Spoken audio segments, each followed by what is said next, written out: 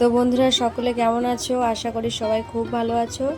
গণেশ পূজার প্রীতি শুভেচ্ছা অভিনন্দন জানিয়ে তোমাদের কাছে নতুন আর একটা ভিডিও নিয়ে চলে এসেছি। তো তোমরা ভাবছো যে এতদিন পরে কেন ব্লগ দিচ্ছি, সব সময় প্রতিদিন দিতে পারি না। তো আসলে আমার ছেলে শ্রেয়ানকে নিয়ে না আমি ঠিকঠাক মতো টাইম পাই না। একটা ভিডিওর পিছনে তো শুধু ভিডিও করে নিলেই হয় না, তার পিছনে অনেক খাটনি আছে, যেটা এডিট করা, তাকে গুছিয়ে সুন্দর করে সাজানো, যেমন তেমন করে তো দেওয়া যায় না। যার জন্য আমি একা হাতে ঠিক করে গুছিয়ে করতে পারি না, সেই জন্য প্রত্যেক দিনের ভিডিওটা আমি দিতে পারি না। তার জন্য তোমাদের কাছে আমি সরি চেয়ে নিচ্ছি। তো আজকে একটু গণেশ পুজো ছিল বলে একটু বেরিয়েছিলাম, বলে ভাবলাম বন্ধুদের কাছে একটু শেয়ার করি। আর তোমরাও তো আশা করি পুজো দেখেছো, কে কীরকম পুজো দেখেছো যদি ভিডিওটা দেখে থাকো একটু কমেন্ট করে জানিও, খুশি হব তাহলে। তো আমি আমার ছেলেকে নিয়ে আজকে পুজো দেখতে বেরিয়ে গেছিলাম। আর দেখো একটু বৃষ্টি হচ্ছে, তবু তো কিছু করার নেই, পুজো তো দেখতে বেরোতেই হবে। গণেশ বাবাজি তো এসে গেছে আমাদের ভিতরে, ওকে তো দর্শন করতে যেতেই হবে। আর তাছাড়া বাতাসে একটা পুজো পুজো গন্ধ চলে এসেছে, জানি না তোমরা ফিল করতে পারছো কিনা। সামনে তো শারদীয়া উৎসব আসছে, তো মার আগমনের আগে সে তার কনিষ্ঠ পুত্র গণেশকে আমাদের কাছে পাঠিয়ে দিয়েছে। তো বাতাসে তো অলরেডি পুজো পুজো গন্ধ চলে এসেছে। শারদীয়া উৎসবের আগে সবার মায়ের আসার একটা আনন্দ, সেটা তো পাচ্ছি। তার আগেই তার মধ্যেখানেই আমাদের সবার প্রিয় যে গণেশজি, সে তো চলে এসেছে, সেই আনন্দ তো আগে উপভোগ করতেই হবে। যার জন্য পুজো হচ্ছে, বেরিয়ে পড়েছিলাম, বৃষ্টি হচ্ছিলো তবুও চলে এসেছি। তো পুজোটা বেশি আমাদের বাড়ি থেকে বেশি দূরেই হচ্ছিল না, মোটামুটি কাছাকাছি হচ্ছিল, হেঁটে হেঁটেই এসছি। বৃষ্টি হচ্ছিলো তো কী করবো, ছাতা নিয়েই বেরিয়ে পড়েছি। আর দেখো এই পুজো মণ্ডপে আমরা চলে এসেছি। মণ্ডপটা খুব সুন্দর হয়েছে, ঠাকুরটাও খুব সুন্দর হয়েছে। সব থেকে আমি যে কটা ঠাকুর দেখেছি তার মধ্যে এই যে ঠাকুরটা এখন দেখছো তোমরা, এটাই আমার বেশিটা ভালো লেগেছে, আমার মন কেড়েছে, খুব ভালো। আসলে এই ঠাকুরটার ভিতরে যারা তৈরি করেছেন, একটা আলাদা মনোবৃত্তি দিয়ে তৈরি করেছেন। দেখতে পাচ্ছ ঠাকুরটা, শিব বাবা মহাদেব, তিনি তার পুত্রকে কাঁধে কত সুন্দর আদর করে যত্ন করে বসিয়ে রেখেছে। মা দুর্গা বাবার সাথে গণেশকে পাঠিয়েছেন, এই রকম ভাবমূর্তি দিয়ে ঠাকুরটা তৈরি করা হয়েছে।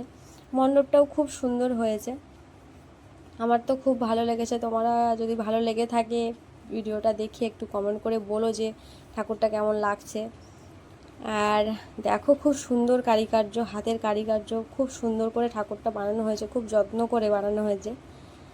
দেখো গণেশ বাবাকে কত সুন্দর দেখতে লাগছে, দেখেছো? চুপটি করে বাবার কাঁধে বসে আছে, চুপ করে বাবা ভোলেনাথের কাঁধে কত সুন্দর বসে আছে, আমার তো খুব ভালো লেগেছে। তো আর আমার শ্রেয়ান তো গণেশ দাদাকে দেখতে এসেছে বৃষ্টি মাথায়। আর এখানে দেখো মন্দিরের পাশে একটা মেয়েতে লেখা আছে, গণেশ ঠাকুরের যে মন্ত্রটা সেটাও লেখা আছে এখানে। একটা পাশে ব্যানার মতো করে টাঙিয়ে ওখানে লেখা আছে কি হাওয়া সকাল বলে, এরকম নিচে হেডিং দেওয়া, তার উপরে মন্ত্রটা এরকম লেখা আছে। তো সেটাও তোমাদেরকে একটু দেখলাম, আমি নিজে দেখলাম বলে তোমাদের কাছেও শেয়ার করলাম আর কি। এই মন্দিরটাই আমি বেশিক্ষণ দাঁড়িয়ে দেখছি, ভালো লাগছে, যতবার দেখছি ততটাই দেখতে ভালো লাগছে বলে অনেকক্ষণ ধরে ভিডিওটা করলাম, তোমরা যাতে ভালোভাবে দেখতে পারো। তো আর ইচ্ছা আছে পাশে আর কয়েকটা মন্দিরে পুজো হয়েছে শুনেছি, সেখানেও যাওয়ার ইচ্ছা আছে, দেখি যদি সম্ভব হয়ে থাকে তো যাব। তাছাড়া আর একটা প্ল্যান আছে, আজকে শনিবার যেহেতু, আমার শাশুড়ি প্রত্যেক শনিবারে বড় ঠাকুরের মন্দিরে একটু পুজো দিতে আসে, কালী মন্দির, ওনারা ওখানে আছে। আমার ইচ্ছা আছে এখান থেকে মন্দির হয়ে তারপরে কয়েকটা ঠাকুর দেখে বাড়িতে যাব। তো এই মন্দিরে দাঁড়িয়ে পুজোটা দেখলাম, সেই সময় সন্ধ্যা আরতিও হচ্ছিল। আর এখানে দেখো বাইরে এত বৃষ্টির মধ্যে এখানেও কত লোক ঠাকুর দেখতে এসেছে, কি করবে, দেখতেই হবে, কারণ গণেশজি এসছে, ওনাকে তো দর্শন সবারই করতে ইচ্ছা করে না, সবার প্রিয়। আর এই বাইরে গাড়ি এত গাড়ি বেরোতে পারছিলাম না এরকম। তার উপরে বাইরে বৃষ্টি হচ্ছে। আর এই দেখো এখানে একটা জিনিস দেখাচ্ছে, দেখো এটা একটা গাড়ির মধ্যে রেস্টুরেন্ট। ভাল লাগলো, বেশ ভালো, মানে গাড়ির উপরেই রেস্টুরেন্টটা, গাড়ির ভিতরেই করেছে। মানে রেস্টুরেন্টটা বিক্রি হয়ে গেলেই এখান থেকে আবার বেরিয়ে যাবে আর কি। আর ঠাকুর দেখে আমরা আবার সেই বড় ঠাকুরের মন্দিরে চলে এসেছি, কালী মন্দিরে। এখানে এসে দেখলাম অলরেডি বামুন পুজো শুরু করে দিয়েছে। আমি যখন আগে এসেছিলাম এখানে এসে তারপরে আবার ঠাকুর দেখতে গেছিলাম, গণেশ ঠাকুর দেখতে, গণেশ পুজো, তো তখন বামুন আসেনি। তাই আমি ভাবলাম যে আগে ওই কাজটা দেখে আসি, তারপরে আবার আসবো মন্দিরে। তো এসে দেখলাম এখানে পুজো শুরু হয়ে গেছে, তো ভাবলাম প্রণাম টনাম করে একটু ভিডিও করি, তোমাদের কাছে একটু শেয়ার করি। ভাববে যে এটা তেমন শেয়ার করার এমন কিছু হলো না, কিন্তু আমি ভাবলাম না, ভাল লাগছে একটু শেয়ার করি, এই আর কি। এখানে সামনে সবাই আছে, পুজো টুজো দিচ্ছে। এখানে মানে বামুন এবারে উঠেছে, সন্ধ্যা আরতি যে মানে পুজো মানে মধ্যখানে যে আরতি করে সেটাই করছিল। তো এখানে এই পুজো হচ্ছে, দেখো।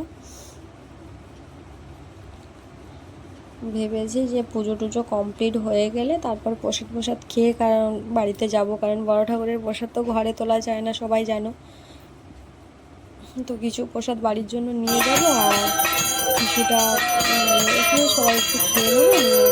যা মানে প্রসাদ টসাদ খাওয়ার পরে শুনে মানে সবাই জানে যে বড় ঠাকুরের প্রসাদ খেয়ে তার মানে মাথায় জল ফোঁটা দিয়ে হাত টাত ধুয়ে তারপরে মানে বাড়িতে প্রবেশ করতে হয় আর কি। তো পুজো কমপ্লিট হয়ে গেছে, এইবারে আমরা যে যার মানে একটুখানি মানে ইয়ে করে নিলাম, নিয়ে পুজো টুজো দেখে নিয়ে এবার আমরা বাড়ির দিকে রওনা হব।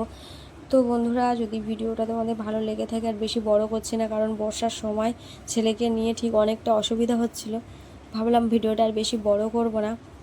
তো তোমাদের যদি ভালো লেগে থাকে অবশ্যই ভিডিওটা একটু লাইক করো, কমেন্ট করো, আর নতুন কোনো বন্ধু যদি হয়ে থাকো অবশ্যই সাবস্ক্রাইব করে দিও। সবাই ভালো থেকো।